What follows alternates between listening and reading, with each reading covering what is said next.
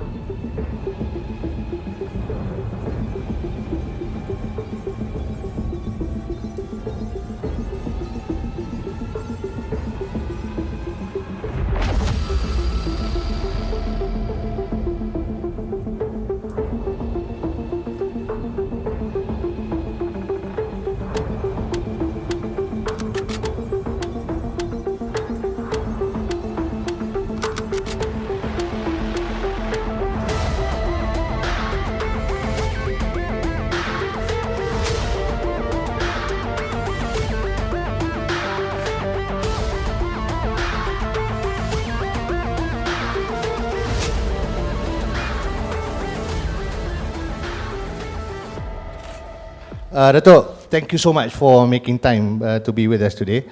I just wanted to say that we are extremely honored to have you and to be part of our family. So give a round of applause.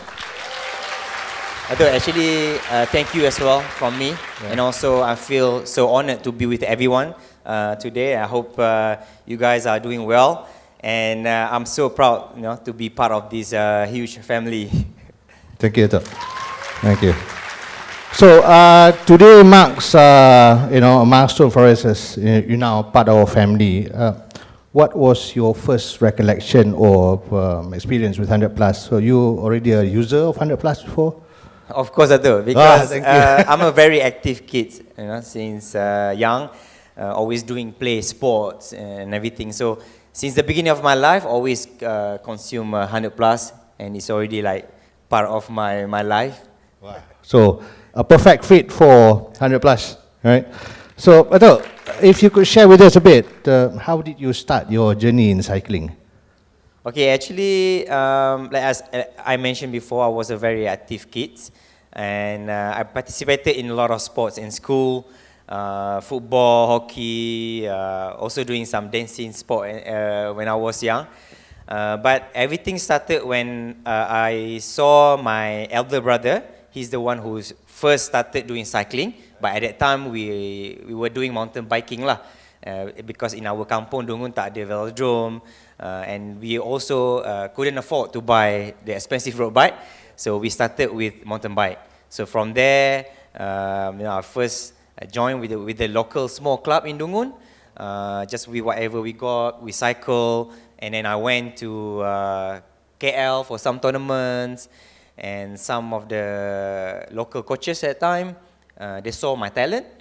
And then they said, okay, let's bring Azizul to one tournament in KL where they actually did like talent identification, TID.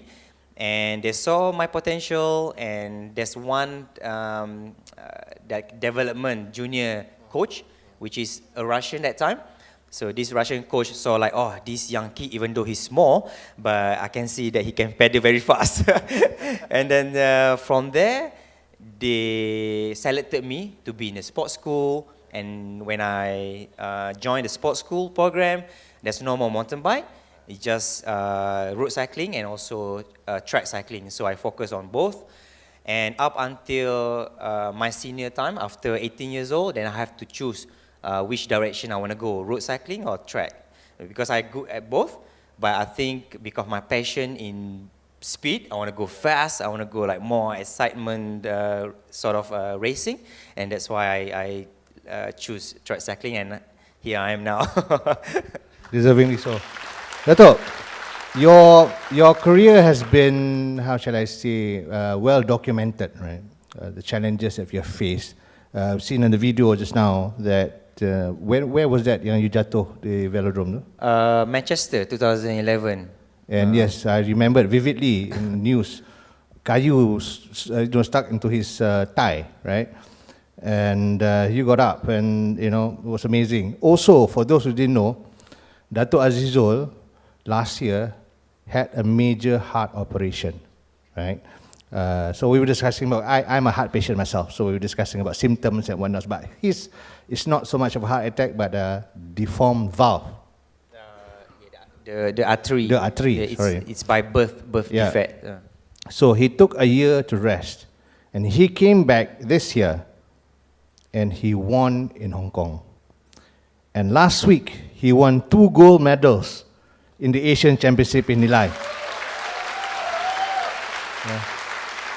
So, if you could share with us, Dato', apa motivate you, Dato'? I mean, with all the challenges that you face, right? Apa yang motivate you? Itulah tu. Actually, talking about the struggles, I've been through a lot in my career since the beginning up until now, and I think will be more in the future. Who knows? But to share with you guys, ladies and gentlemen, part of the struggle that I've been through, like Datuk mentioned, was the splinter injury that I had in 2011, just a year before London Olympics. So I was in the final for World Cups, before the World Championships. I was world number 1, and actually I have to finish top 4 to maintain my world number 1 status. And then at the last race, about last 100 meter like that, and there's some crash happen. Unfortunately, with the track bike, we don't have brakes, no brakes, so it's a fixed gear. So there's someone crash, and I think there's 4 of us, like just chaos and crash on the ground. And in my mind, number 1, I just want to get up and I just want to finish the race. I don't think about anything else. My helmet was cracked. My baju semua was like, like lubang here and there. Memang sakit, memang fully like in pain. But when my coach came and he said, Azizul, are you okay? I said, bring me up. I want to finish the race. And then, are you sure? And I said, I'm sure. And then he bring me up. I just ride, I think about maybe 80 meters, like that. I crossed the finish line. And when I stop, at that time, I can feel I don't know how to mention, the very excruciating pain on my left side, on my left leg. And when I stopped and I have a look, and I saw something very strange. I thought I was like, like maybe because my head Hallucinating. hit the concrete. I thought I was like hallucinating, but when I blinked my eyes a couple of times and I saw it's real. It's 18 centimeter huge splinter. So basically my leg becomes satay. Becomes satay. But it's true. The wood for the surface for the velodrome, we use Siberian pine, hardwood. So that's why I think from the crash, hitting the pedal or something, maybe from the bike, and we sliding at 80 kilometer plus an hour slide through, and that's why it can, went through my calf. So I was lucky as well, because our bone, tibia and fibula, it just went through right in the middle of the bone and very, very close to hit my artery and nerve as well. So I was so lucky. When I was in the hospital, doctor said, this Singh doctor, he said that, Azizul, someone look after you. And I feel so blessed. And then we performed the surgery, and Alhamdulillah, went well. Still function because I was so scared, to be honest. I don't know what's gonna happen to me next year. It's Olympic. I don't know. I can my legs still can function normally. And Alhamdulillah, went back to Malaysia, and I can still cycle back lah. And then all went well. Took me a couple of years to get back into that high level. And then recently after the Olympics, I started back my training, and then I can feel like something unusual with my chest. And when we first started our big training session again, I can feel like it's very strange though. It's very strange. I felt a tight chest before this. I thought it was like part of the aging process. Being 30 in the high level sport, you felt different compared to 20s. And then that one particular day, I had that like a sweat as well, together with the chest pain. And I think it's something unusual. So went back home, I told my wife, and she straight away called our GP. Lucky I have wife, otherwise I will not calling doctor though. So she called, and doctor said, go straight away to hospital, to emergency, because this is not something, like you can play around. And then went to hospital straight away, and they did the scan, they did the troponin test to make sure it's heart attack or not, but luckily it's not heart attack. And the doctor said it must be something else, and then the doctor referred me to the cardiologist, and we did all the tests, scan and everything. Everything like, don't show anything, everything was fine. And up until we did the MRI cardiac scan, where they put the dye, and they saw like something very strange with my heart. Our heart, they have like two main blood supply, right and left coronary artery. My right coronary artery came on the left side. So it's not something like a normal heart issue, heart problem, but it's something by birth defect. I couldn't believe it. And the doctor also couldn't believe. You've been performing at a very high, stage. Exactly. No issues. The doctor mentioned the same thing. How can you perform at the highest level for nearly 20 years, winning the Olympic medal and world title, but there's no symptoms, there's no issues? All right, you go back, take a few weeks, and we do another scan. And I don't go back for a few weeks. I went back to Malaysia. Because this is a big thing in my life, I went to see my mom without telling her that I had the issue. I just want to see my mom, spend a bit time, few days, and went back to Australia, did the scan, boom, it's true. The symptom we call anomaly right coronary artery. And I was so devastated, I was so down. That was the lowest moment in my life. Even though I've been through a lot of obstacles, but that was the lowest point in my life. I don't know what's going to happen. I thought I'm going to die soon. Because I don't know. And when the doctor explained about the surgery, man, that's even scarier. Have to cut my chest. They're going to stop my heart to perform the surgery. I was so scared. Even though I always fight in my life, fighting with a rival, with the European and stuff. But this is next level test for me. But Alhamdulillah, I went through the process. Of course, everyone watched on the television, on the news, winning the competition. I think that is only a very small part of the iceberg. The downside is even a lot bigger.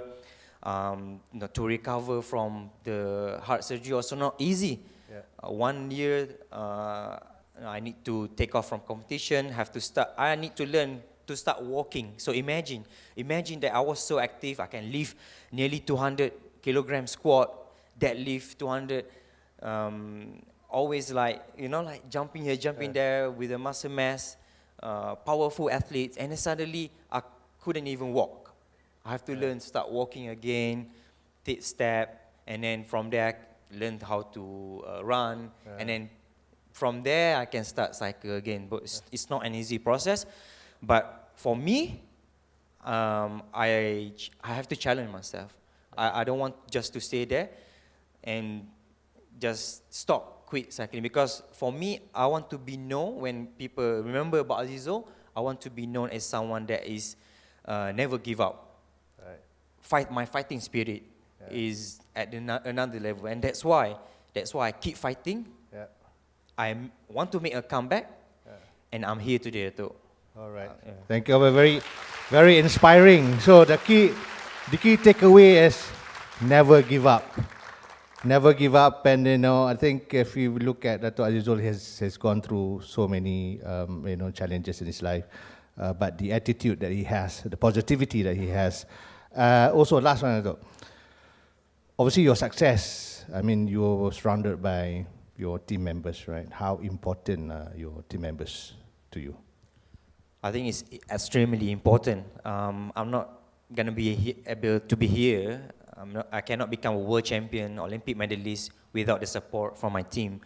Of course, when an athlete winning a championships or medals at the highest level, we only can see athletes on the podium with the medals, but it's actually behind the scene is where the full support that we get as an athlete, as an individual. Like for me, we have like not big team compared to some of the sport, but we have some members behind the scene. For example, I have coach, assistant coach. We have the sports scientist, nutritionist, and physio. So about 4 to 5 staff in our team, which is not big if to compare to like sports like, for example, like football and other team sport. But these people, they play very critical role in my performance. For example, everyone in the team, they have their own specialty. They have their own focus. Coach with the programming, bring the athlete for training. Sports scientist going to give the data from training, because sports is not about just training now. We need to get the data from training to improve our performance. For example, like how much power that you put on today, what is your cadence, how many times your pedal revolution. We collect all the data, because from the data, we can know that where is our current performance. So we want to project that, we want to target the next performance, what is the phase that we need to focus on. So basically, me as an athlete cannot do everything. We have nutritionists as well, monitor my food, dietary intake. So I think at the highest level, it's impossible for me to do everything. So that's why we have to have this, what I call synergies between everyone in the team. We always work together. Of course, sometimes we have some argument, but it's something constructive argument. We always give our feedback, help each other as well. And one thing that very special about my team, we're not just teammates and colleagues, but we also like family. So sometimes if there's problem or issue, we always try to help each other. Right. I think that applies to us as well, lah. So our team today, Dato, is better together as one. So what you have said resonates so much with not just the sports, but it's also corporate culture as well. So everyone would have their role to play, and we all belong to one big group, and we should have, as Kun Susit said, one same dream, right, Kun Susit? So if I can add something, sure. If you want to go quick, you go by yourself. Yes. But if you want to go further, you go with a team. There you go. There you go. Thank you very much.